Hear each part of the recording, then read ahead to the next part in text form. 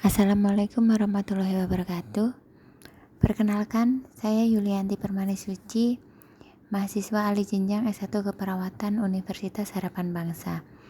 Pada kesempatan kali ini, saya akan memaparkan mengenai proposal skripsi saya yang berjudul Faktor-faktor yang mempengaruhi cakupan pelayanan imunisasi bias pada masa pandemi di Puskesmas Prokerto Timur II. Kita mulai dari pendahuluan. Yang pertama adalah latar belakang. Kita awali dari membahas mengenai anak. Saya ambil dari Isnaini 2016. Di sini dikatakan bahwa anak lebih rentan terkena penyakit dan kondisi yang tidak sehat dibandingkan dengan orang dewasa. Serta kekebalan tubuh yang belum terbentuk dengan baik ini mengakibatkan anak dapat dengan sangat mudah tertular oleh berbagai penyakit. Kemudian didukung dengan Permenkes nomor 12 2017. Di sini dikatakan upaya mewujudkan derajat kesehatan masyarakat yang setinggi-tingginya diperlukan cara untuk mencegah terjadinya suatu penyakit melalui imunisasi. Program imunisasi pada anak bertujuan untuk membuat setiap anak mendapatkan imunisasi secara lengkap. Jadi dari Isnaini dan Permenkes ini, karena anak rentan terhadap penyakit dan kondisi yang tidak sehat, maka ada upaya untuk meningkatkan derajat kesehatan masyarakat dengan imunisasi. Serta didukung dengan SDGs yang di sini dikatakan bahwa tujuan dari SDGs tentang imunisasi itu berfokus pada penurunan angka kematian anak.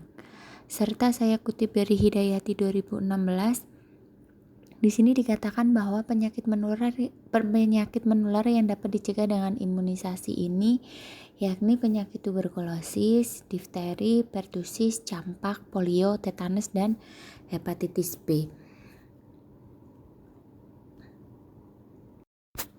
Selanjutnya kita bahas mengenai cakupan uji.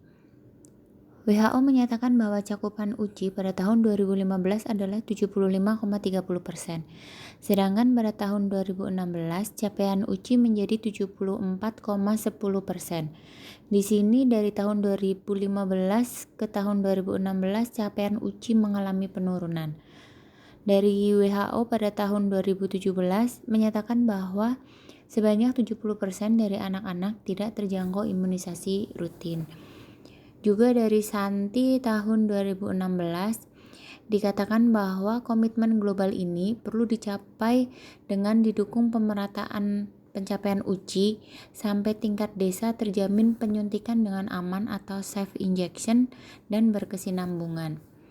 Serta didukung dengan laporan Organisasi Medis Kemanusiaan Dunia atau Dokter Lintas Batas yang menyebutkan bahwa Indonesia itu termasuk dari satu dari 6 negara yang teridentifikasi memiliki jumlah tertinggi anak-anak yang tidak terjangkau imunisasi. Bagaimana dengan imunisasi pada masa pandemi COVID-19? Pemberian imunisasi anak sekolah dasar atau sederajat harus tetap dilaksanakan. Salah satu upaya yang dilakukan adalah imunisasi lanjutan dalam program Bulan Imunisasi Anak Sekolah atau yang biasa kita sebut dengan BIAS. BIAS biasanya dilakukan pada bulan Agustus sampai dengan bulan November. Selanjutnya kita bahas Riskesdas tahun 2018. Di sini dikatakan tren cakupan imunisasi pada desa atau kelurahan uji di Indonesia pada tahun 2015 sampai dengan 2019 mengalami peningkatan. Juga cakupan imunisasi dasar lengkap pada tahun 2015 sebesar 84%, sedangkan target cakupan pada tahun 2018 sebesar 90%. Ada kenaikan dari tahun 2015 ke 2018. Di sini juga dikatakan bahwa cakupan kelengkapan dan ketepatan imunisasi di Provinsi Jawa Tengah didapatkan hasil bahwa dalam ketepatan pemberian imunisasi sebesar 81% dengan kelengkapan sebesar 97% dari jumlah imunisasi yang diberikan. Selanjutnya kita juga melihat dari Hemadian 2017. Dikatakan bahwa salah satu indikator untuk mengetahui perkembangan dan keberhasilan capaian imunisasi di Indonesia adalah dengan melihat angka pencapaian UCI. Kemudian target UCI yang belum tercapai disebabkan oleh beberapa faktor, antara lain pendidikan orang tua, pengetahuan orang tua, serta status ekonomi. Selanjutnya dari Triana 2015 dikatakan bahwa peran seorang ibu dalam program imunisasi sangat penting, sehingga pemahaman tentang imunisasi sangat diperlukan. Begitu juga dengan pengetahuan, kepercayaan, dan perilaku kesehatan orang tua. Juga kurangnya sosialisasi dari petugas kesehatan dapat menyebabkan masalah rendahnya pengertian, pemahaman, dan kepatuhan ibu dalam program imunisasi. Berdasarkan referensi yang sudah dibahas sebelumnya, ada beberapa kesimpulan yang bisa diambil, diantaranya yaitu yang pertama, pelaksanaan imunisasi puskesmas mempunyai peran yang sangat penting dan strategis dalam upaya pelaksanaan program imunisasi. Yang kedua, kinerja tenaga kesehatan merupakan masalah yang sangat penting untuk dikaji dalam rangka mempertahankan dan meningkatkan pembangunan kesehatan. Serta yang ketiga yaitu berdasarkan hal tersebut, faktor-faktor yang berpengaruh terhadap kinerja atau performance tenaga kesehatan adalah kondisi lingkungan kerja, sarana dan prasarana, beban kerja, umur, serta masa kerja.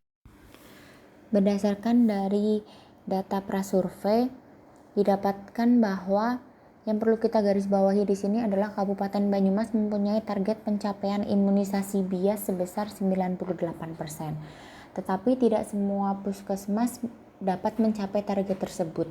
Salah satunya yaitu Puskesmas Purwokerto Timur 2. Capaian bias MR di Puskesmas Purwokerto Timur 2 pada tahun ini, tahun 2020, sebesar 95,91%.